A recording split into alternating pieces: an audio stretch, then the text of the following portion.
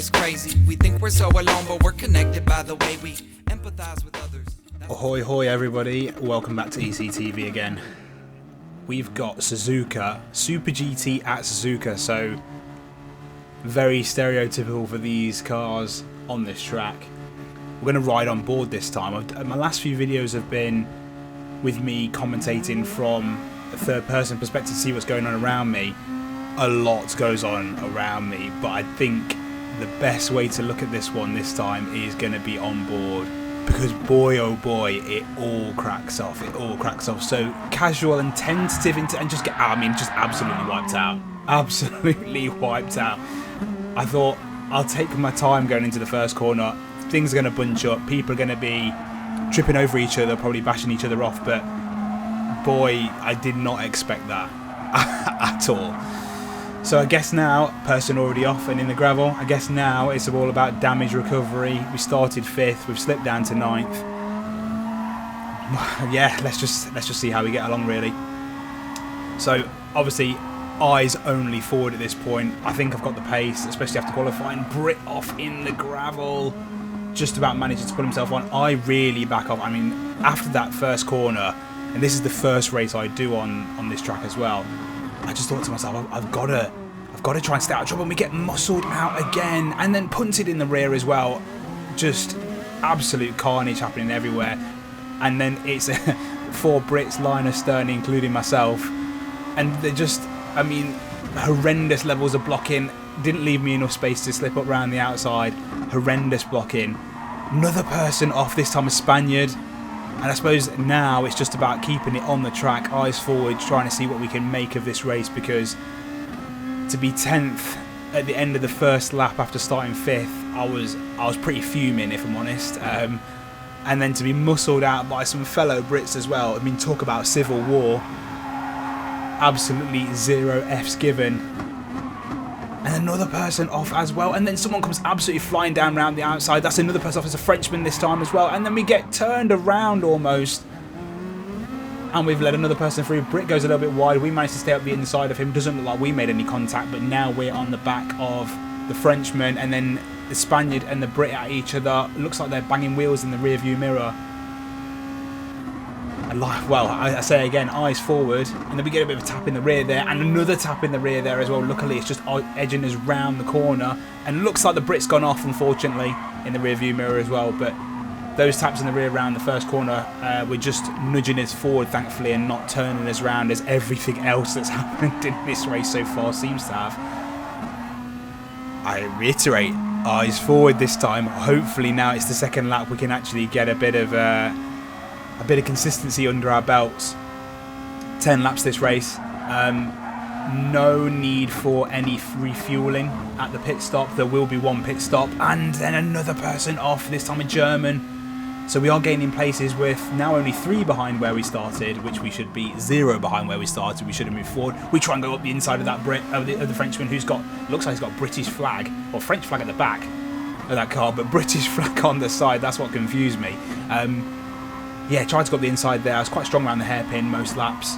As I say, no fuel needed, just tyres, and they're coming together, but I have to back out the throttle and then the Brit's been edged wide, and he's going to go off. We slightly lose the back end, but managed to keep it in check. Another person off. Looks like they might have left the game as well. And now we're only 1 place behind where we started. I mean, just, I suppose the way I'm looking at this, and the bit that's really annoyed me here is, if I slightly wide there from the Frenchman, if we hadn't late on the brakes, we're not too bad on the brakes going around here actually, not too bad at all. The way I'm looking at this was, if I hadn't have been unceremoniously punted off at the first corner, we would have been in a position really, I mean, if you look on the track map, 2nd and 1st have beyond checked out, and that could have been us, really could have been us, just off into the distance if we hadn't made any mistakes. And it doesn't look like we're making really many mistakes. A small few missed apexes here and there, but nothing crazy. Keeping it nice and consistent, keeping the pressure on the Frenchman in front, and we're not letting the 2 Brits just ahead of that get too far ahead. Keep it on the black stuff, keep it on the tarmac. That a race of attrition maybe this time round, and we're really catching the Frenchman there. We're absolutely all over him, but these next 2 turns we have to back out the throttle because they're not overtaking spots. He's a little bit wider there, and it looks like we're just on the pace. We've got the pace, I think, to beat all 3 of these guys in front. And again, look, late on the brakes into the hairpin. He's wide there. And we get a better run again, and this time James Hot Rock in the Lexus, which is very much not the ideal car for this truck. I tried qualifying in the NSX originally. Did a really respectable time in the NSX, but as far as I'm aware, the tyre wear and the overall consistency from the car is not as strong as the GTR that we're on. We lose the back end, which means that we're going to drop a 10th or 2 to the Frenchman. Fortunately, still in the slipstream, but now we've got the Spaniard behind us, who's starting to keep us honest, and I've got to make a decision here because we are being held up. I can't. The dirty air means we're running wide, even through 130R, and we're late on the brakes again. Frenchman tries to turn into us. James Hot Rock's gone off, and then he forces us out, and then we get punted in the rear by the Spaniard as well. James Hot Rock almost loses the back end, and I think I've had enough here. I'm into the pits. I guess it's just trying to undercut really. The way I had to look at this one was get yourself out of the trouble, get yourself on some clear track. Hopefully we come out in some clear space, which we do. We have got a person coming down the start, a couple of people coming down the start finish straight now, but fortunately we're round the first corner. Looks like that person went off in the background as well, so we're round the first corner on some fresh tyres, fresh mediums, and now head down, focus forward, try and put a good couple of laps in together, because I think most people will probably pit at the end of lap 5, literally dividing the race in 2. I've gone 2 laps shorter, so that means I'm going to be clinging on for dear life probably come the end of the race, but had to get myself out of trouble. Spaniard's gone off. Spaniard has gone off. He's ghosted, fortunately, and it looks like we're going to be able to, we've taken that place. James Hot Rock, really unfortunate for him. He must have gone off at some point because he was one of the people we were fighting. Again, that Lexus maybe just not, and why did the hairpin as well? Maybe that Lexus is not made for it. It's going to be a drag race. He tries to turn in on us, unfortunately. For him, we sweep around the outside and we're ahead. Now, I'm nervous here because I'm thinking to myself, he's been a bit wayward anyway. He's been clashing and banging wheels with people. Is he going to try and sling one up the inside? I try and cover the inside as much as I can. Managed to do it there. Good, solid driving there. Good, solid driving. And then we can pull away on the fresher tyres. His tyres must be absolutely burnt out with the mistakes he's made, lighting the rear tyres up, putting some extra wear through them. And we've really pulled out a gap, which is awesome. Head down again, focus forward. What else can we do? We should hopefully have one more lap in us. That lap was maybe a little bit disturbed, but not too bad. A little bit disturbed, which might have meant we've lost maybe a couple of tenths here and there around a few corners trying to overtake people, or trying to avoid people ghosting. The Frenchman is only just up the road, so this undercut is working like an absolute charm for us at the moment. But it'll all be to play for come the end of the race, because again, I think I'm going to be clinging on for dear life. I really do. 2 laps times 8 tyre wear, so the way to look at that is that's an extra theoretical 16 laps worth of wear on the tyres. Doing just the 3 complete laps that I did before I pitted means that we've done 24 laps. So the tyres felt really good at that point, and they obviously we're only 1 lap in so far, but you can see the wear starting to go down, but they feel good now as well. And the Frenchman leaves the session, goes off and leaves the session. I'm really surprised he did that with James Hot Rock going off behind the Brit. He went off there again, I appreciate, but he wasn't going to lose. Oh, we almost lose the back end. We're just pushing so hard, trying everything we can. And then we've got the next Brit up in front of us. If I was the Frenchman, I would have stayed in, because I think he would have rejoined the track in front of the Brit that was behind us. He probably would have lost out to the Spaniard that's now directly behind us. But he only would have lost 1 place, and I don't think the Spaniard's pitted, so they all would have kind of been coming out in roughly the same place overall. Well. So after everything that's happened, absolute carnage that's happened, P1 goes into the pits. Now, end of lap 5. I think this is going to be the general point where everyone starts to pit now. and it's where we can come out in comparison to the Brit that's directly in front of us. He drives into the pits, as does second place. Really short pit lane loss at this track, really short. So where are we going to come out? Where are we going to come out? Oh, unfortunately we are coming out, but look how much time we've gained. We've gained so much time. The undercut has massively worked in our favour. Gave us clear track, gave us an ability to just get our heads down and think about some consistent laps. Has really brought us back into the game for third. Really has. And who would have thought, with everything that cracked off at the start of the race, that I'd be talking about potentially being on the podium when first and second place absolutely checked out at the start. I was super jealous of them. I really wanted it to be me, but we've got an opportunity here. We've really got an opportunity here for a potential podium. The Brit in front of us won't have his tyres completely up to temperature yet. I mean, first and second place are only... I mean, sorry, first is quite far away, but second place, I don't know if he's made a few mistakes here and there. We're wide, unfortunately, at the hairpin, but managed to keep it in check. Didn't go on the power too early, so we didn't get too much of a slide on. And I suppose, yeah, again, I'm talking about the potential podium, which is pretty nuts. Second place must have made a few mistakes here and there, because he's only just round this long sweeping left-hander now. And I'm feeling it. I'm really feeling it at this point, that have I got the pace to keep up with the Brit in front?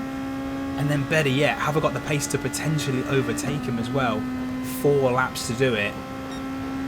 Let's see how we get along here. I'm not sure at this point, because the tyres. I mean, I've done as many laps on this set of tyres now as I did on the first set, but obviously with an extra bunch of laps to go. So yeah, I mean, we'll just have to see how it goes, really. Let's fast forward on now. At this point, I'm really starting to think to myself, you know, just as we're coming up to the hairpin, I am gaining on this Brit in front. Oh no, we've gone round. We've gone round. That's oh no, we've gone round. I don't believe it. I do not believe it. This, what a disaster. And now the wayward Brit, James Hotlock, behind us, directly behind us. He gives us a nudge in the back into the rear, going into the hairpin. He then almost loses his tail. Oh, we've absolutely thrown it away. What an absolute disaster. We were catching the Brit in third, absolutely catching him hand over fist. Just another bottle. We were just pushing so hard, and I think at that point, coming out and making the most of the, I probably should have just settled for the 4th position and thought to myself, hey ho, you know, that's a great turnaround. And now we put ourselves 2 places down on where we started, which is just incredible. Crazy scenes all race. Have we got any chance of catching these guys in front? They just seem absolutely all over the place, don't they? They may be relatively quick, but just so wayward. And we've got a 0.5 second penalty for cutting the corner. Disaster overall. We're going to skip on to the next race because I'm absolutely gutted at this point, but we don't lose any more places. We actually gain a place on Timo, the German in front. He makes a mistake not long after serving that penalty, so we're going to skip on to the next race. This time, please let us not get punted off at the first turn.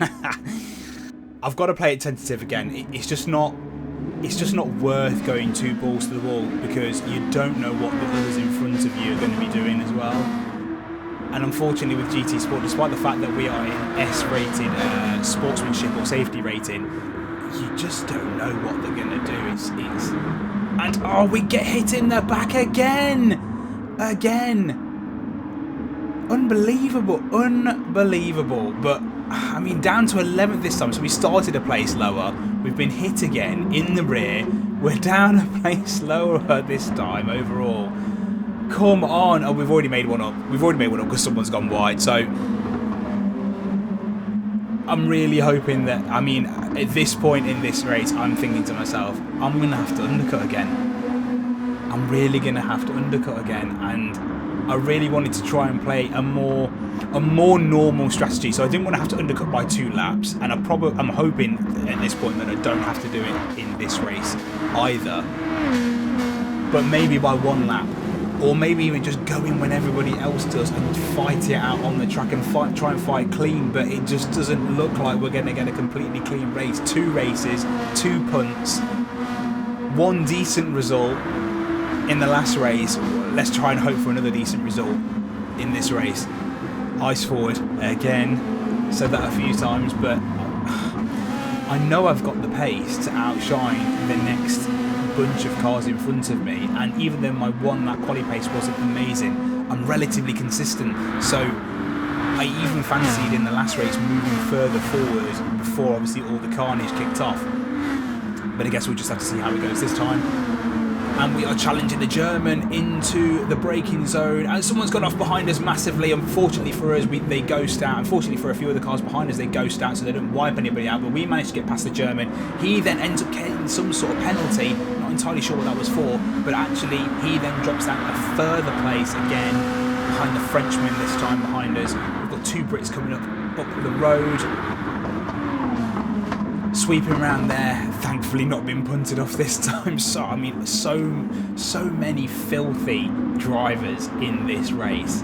I don't know if it's desperation. I don't know if it's something to do with the cars, because these are not my favourite cars either. We're really now on the back of the Brit. He's been overtaken by the Spaniard that was just in front of him. They're going 2 by 2 in. Oh, and we rub the bumper of the Spaniard in front of us. We're absolutely all over him. We're then being challenged by the Frenchman as well. I've got to get past him quick. I've got to get past him quick, because he then goes wide, he goes off. No contact. I can promise you there was no contact from me at all. But he's gone off, and that hands us another place, putting the pressure on. I don't know if it's something, like I say, I don't know if it's something to do with the way these cars drive, but they're quite spiky in their pickup. The turbo lag seems quite strong. To a certain point, you have to be very gentle with the throttle, especially out of things like the hairpin and out of the final chicane. And I don't know if that's catching people out, but people seem to have some really wayward driving, and then they seem on the back foot, so they're going really super defensive, but to the point of which it's just a bit filthy, to be honest with you. And relax. So we've got a little bit of breathing space now. Brit up in front of us, 2 Brits up in front of us. Let's please not have the civil war that we had last time in the last race, because you know, we should be, I'm not saying we should be working together, but you know, you're so much slower if you work that against each other, that you just end up putting yourselves at risk of being overtaken. If it's something strategic, so you're trying not to, you know, not to be in a position to be overtaken by people further behind, or so you want to put the person directly behind you under pressure to be overtaken by people behind them, I can kind of understand it, and it does work. You've got to be clean about it. As Fernando would say, always you have to leave the space. But people are just not looking at it in that way at all, and they seem to have only one thing in mind, and that is, like hell are you getting past me, no matter what the consequences are. Probably for them as much as for me as well in the scenarios I've had so far. And we see, yeah, so we're dropping the chap behind us. We're gaining on the Brit in front. We're then subsequently not being dropped by the pack just in front of them as well, which means that it's going to be a nice little gaggle of cars coming up. Loads of stuff cracking off up in around sort of 3rd, 4th and 5th position. So hopefully they start to drop back into our clutches as well, which means that we can just have more people to go at. And if we do decide to go for the undercut, then at least we've got a good chance of making some real gains. But we're so much quicker than this, at least this immediate pack in front of us, and the fact that they're not being dropped by the people in front of them says to me I've got the pace to be up in about 3rd position here, which is quite encouraging. I did do a couple of races after this one, and again had some solid results. Fortunately for me, tipped a wheel on the grass there, did the Brit in front of us. He manages to get away with it. He then cuts. I mean, you have to really cheese that final chicane. It's absolutely filthy. You don't want to see it in any form of racing, but the track limits allow in this game, so you've got to make the most of them. solidly in the slipstream. Got to get out of the power a little bit early to make sure that we're not going to be running too wide, as the Brit in front of us does run a little wide. It's going to put him on the back foot and into our clutches a little bit more. Despite the fact that these aren't my favourite cars to drive, I very much prefer the GT3 or the GR3 cars in this game overall. We just seem to have it absolutely hooked up, and that's really surprising because I very, very rarely drive these cars. I can probably count on two hands the amount of times in the entire game's life of me owning it that I've driven these cars. Now we're really all over the back of the Brit. The undercut has to be a possibility. Oh, we had to get out of the power there because otherwise we were going to slam into the back of him because he was so slow off that corner. The undercut has to be a thing again. Theme of this video is the undercut works when you're being massively held up, as it should do.